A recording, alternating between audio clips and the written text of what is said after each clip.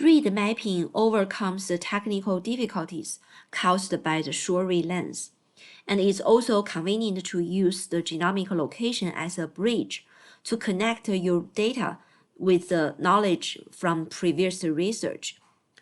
Read mapping is often used as the first step in next-generation sequencing data analysis. The quality and the speed of read mapping will directly affect the downstream analysis, like SNP calling, copy number variation calling, this should be CNV, abundance estimation from RNA-seq or ChIP-seq. The core problem in read mapping is still a pairwise sequence alignment problem.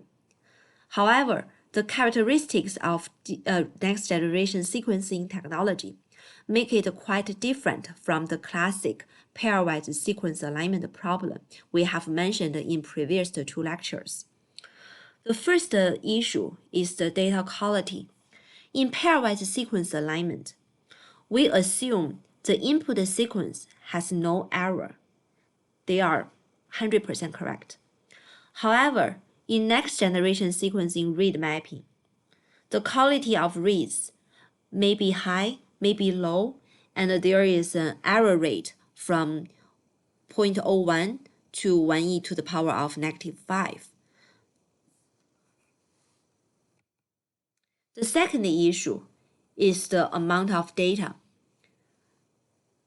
Here I show the size of typical sequencing dataset.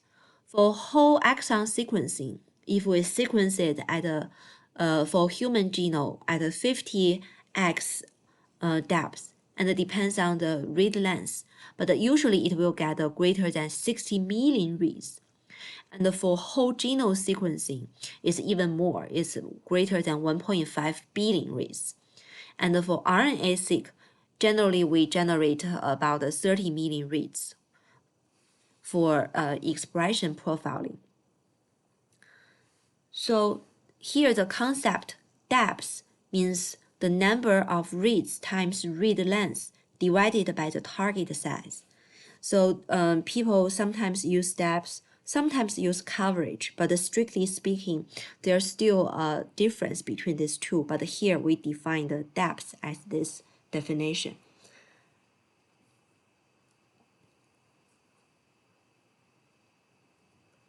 The third issue is the length of the sequence. In the previous Needleman-Walsh and the Smith-Waterman algorithm, we assumed that the 2 sequences used for comparison were comparable in length. However, in the reads mapping process, the length of the 2 reads, or the length of our read versus the reference genome, is very different, in the order of like several magnitude. So the length of read usually is around hundreds base pair, while the reference genome or the reference chromosome is usually hundreds of million base pair in length. So there is a huge difference in the length, and that is the third difference between the pairwise sequence alignment and the next generation sequence read mapping. So compared to the genome, read can be considered to be completely embedded into it. In fact, what we need here is a hybrid alignment that mixes both global alignment and local alignment. For read, it's a global alignment. For genome, it's a local alignment. In fact, except for a few multi-copy genes, a given read usually only comes from one specific location on the genome. So many attempts that starting from other positions will eventually be failed, and this leads to a huge waste of time.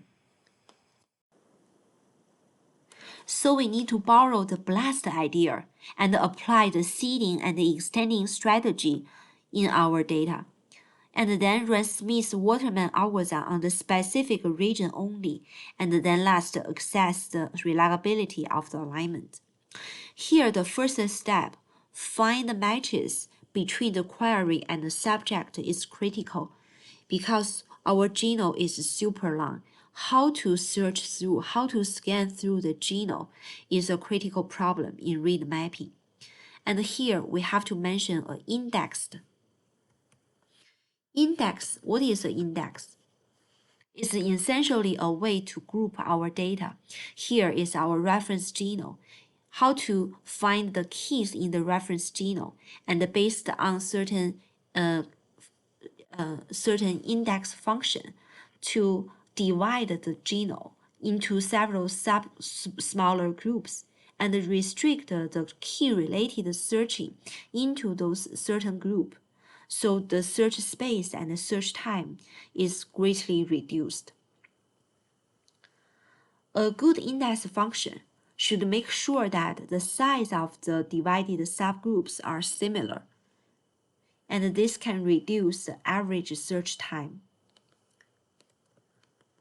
Hash is a good index function.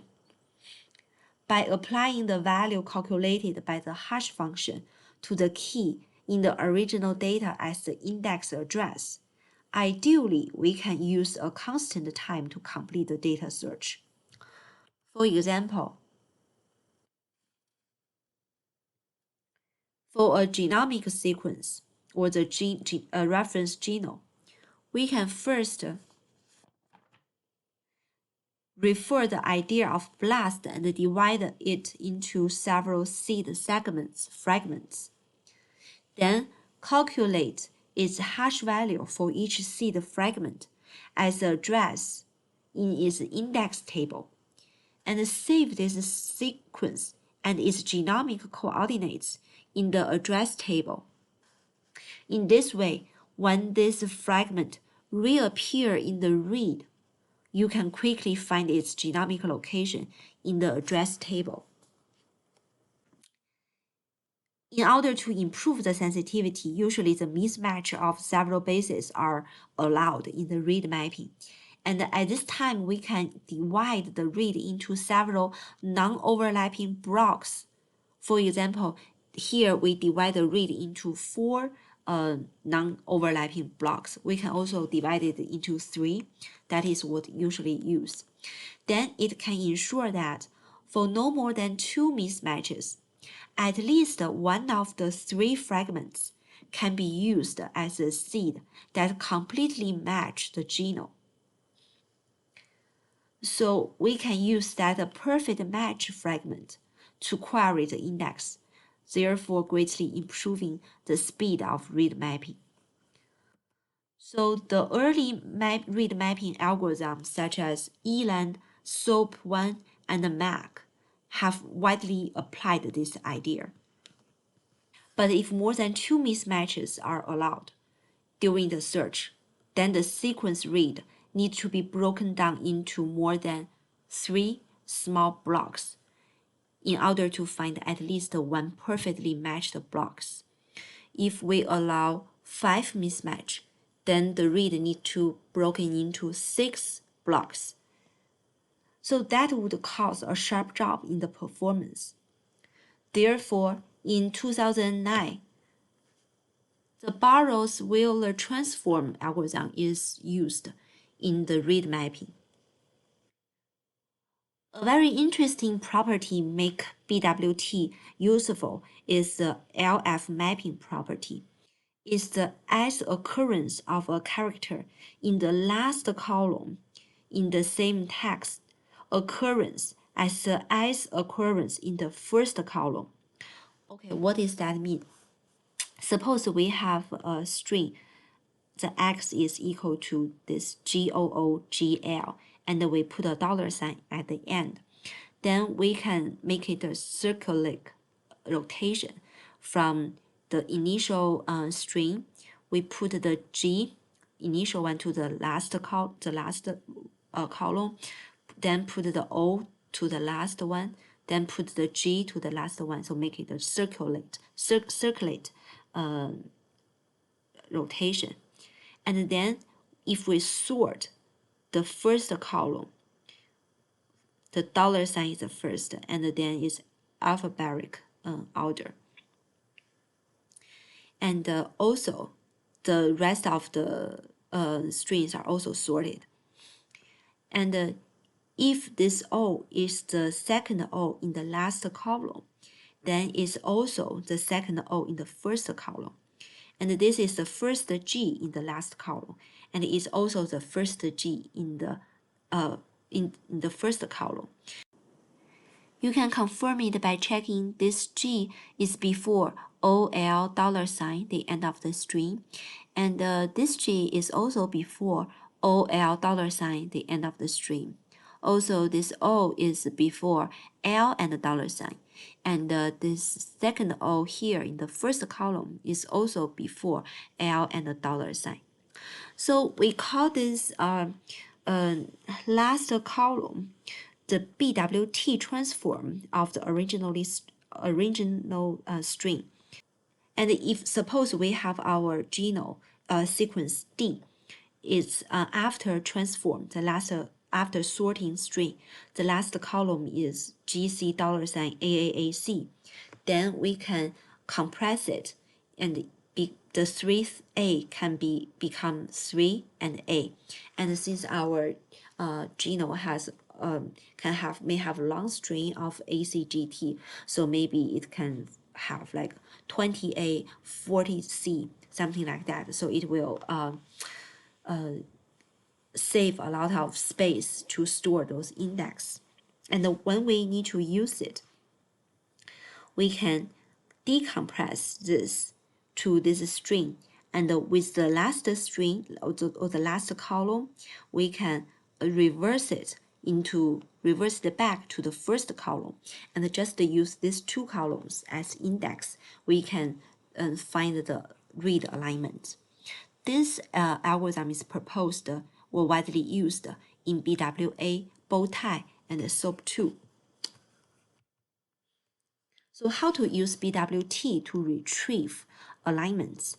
If we have, suppose we have a query AAC, and our database or the reference genome is ACG $, and then we can do the transform of this reference genome. It's after BWT transform, it becomes this string, and based on the last string, we can just sort the last string. We can get the first string. So just based on the last column, we can sort it and get the first column. Oh, and okay, we can start retrieving the alignment. Let's start with the query, the last letter C. We search through both the top direction and the bottom direction, and we search. Okay, we meet a C from the bottom, and we also meet a C from the top. And the next, we look what is the letter before the C. So we look at the last column. The letter before C should be A, and the letter before C should be A. And then we look at the second letter. Okay, that's correct. We are looking for A, so that's correct. Then this A is the second A, so the second A in the last column. So now we can go to the second A in the first column. It's the column 3, the line 3, and this A is the last A in the last column, and we go to the last A in the first column, and it's line 4. So we got 2 matches, and now we look at after A, it should be a $sign. Before A, it's a $sign, and before this A, it's A. So $sign, of course, it should only appear at the end of the genome. It's not correct. No matter when you meet a $sign, it's incorrect. So this is a mismatch. And this A, oh yes, we are looking for the third letter is A. So this is correct. And this A is the first A in the last column. So it's the same as the first A in the first column. So now we finally nailed it down to the second line is AAC, and it's a perfect match of our query and our reference genome. But this is just we know they are perfect match, but how do we retrieve, recover its genomic position? So again, same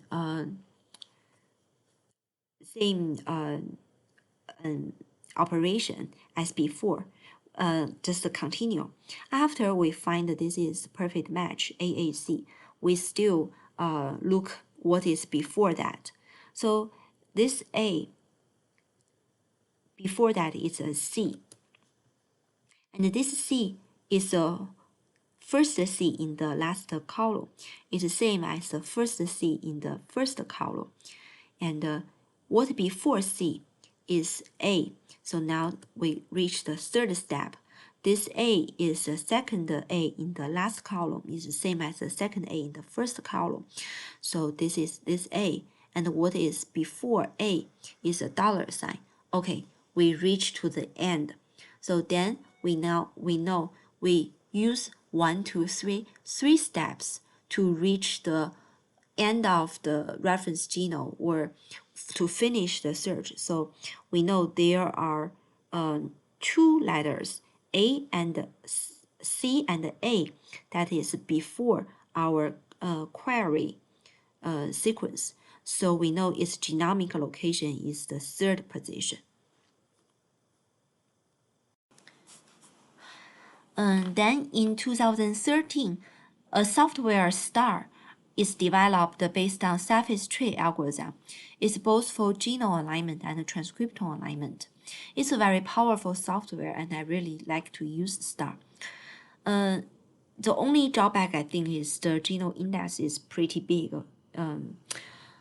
But the sensitivity and the performance of star is pretty good. So what is a surface tree-based algorithm? Let's start with a string ABAB and put a $sign at the end of the string. So the surface from S is the $sign itself, and the last one, B, the last letter, B with $sign, and AB with $sign, and the BAB $sign, and the ABAB $sign. The suffix try, the word tries come from the word retrieve. The suffix try is like this. Here is the root. And then the first suffix, $sign, is this leaf. The second suffix, B $sign. Do we have a B? Not yet. Okay, let's create a B and a $sign. The third one, AB $sign. Do we have a A? Not yet. Let's create a B $sign, AB $sign. And the fourth one is BAB $sign. Do we have a B? Yes, we did a B for the second suffix. So we go B, but do we have a A here? No. Let's create a new leaf, AB $sign. The last one, do we have a A? Yes, A, but do we have a B? Yes, we have a B. Do we have another A? No. Let's create a new leaf, A, B $sign. So that is the suffix try. And this one is a good index, but still there is a way to simplify it or compress it. So how to compress a suffix try to a suffix tree? Just for example, this A, B $sign, those nodes are actually a waste because there is no further leaves coming out of it. So we can just compress it into AB $sign. And similar here, we can just compress this AB $sign here to AB $sign.